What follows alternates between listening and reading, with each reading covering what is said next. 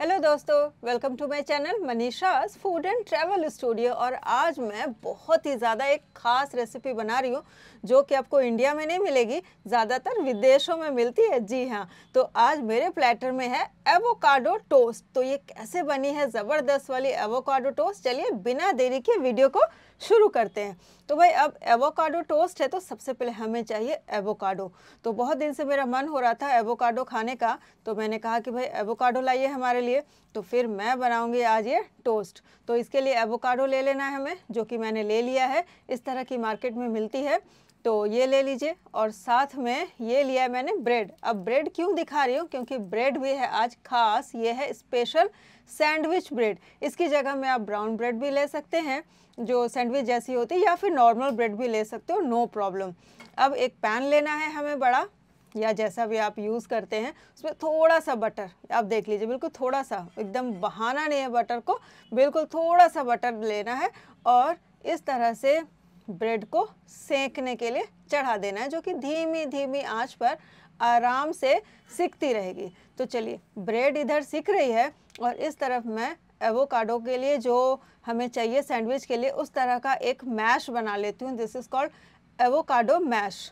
तो उसके लिए एवोकाडो को हमें काटना है। तो इसका भी एक तरीका होता है, अब ध्यान से देखिए। बीज से आप काटेंगे ना तो उसकी जो बीज होती है वो बिल्कुल इस तरह से खुल जाएगी। तो ये एवोकाडो थोड़ी सी कम राइप है, इसीलिए बीज आपको इस तरह से दिख रही है। वरना क्या होता है ना कि उसके पूरे पल्प बीज से हट जाते हैं और वो पूरी ब्राउन दिखती है।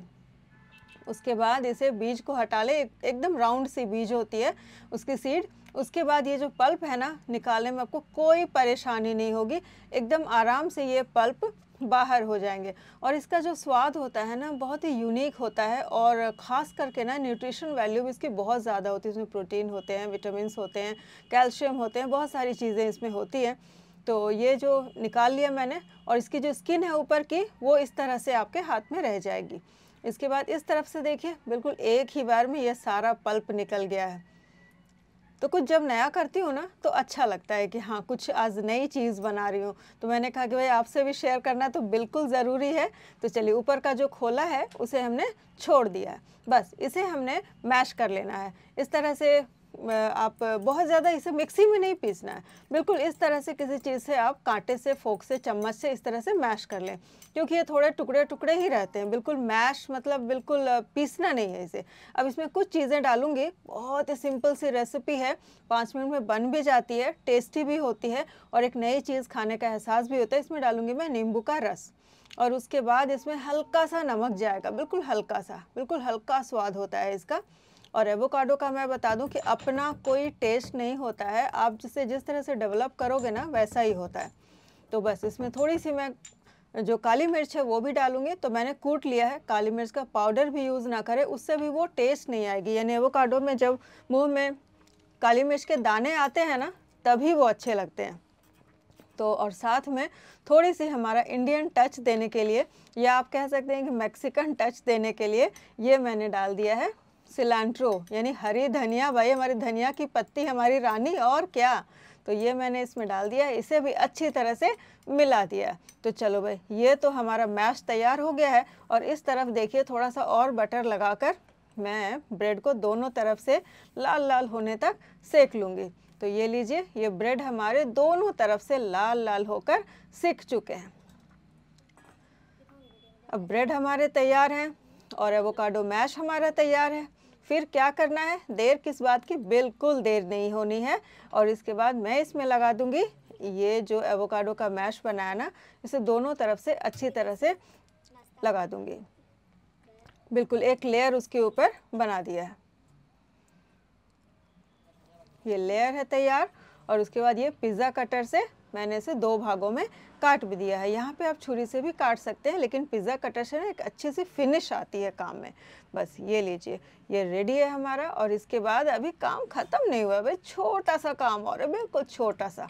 वो छोटा सा काम क्या है आप देख लीजिए। एक पैन चढ़ाया मैंने, उसमें डाला थोड़ा सा तेल, और उसके बाद उसमें मैं इस तरह से एक अंडे को तोड़कर डाल दूँगी। इसे ऑमलेट नहीं बनाना, बिल्कुल फैलाइए नहीं।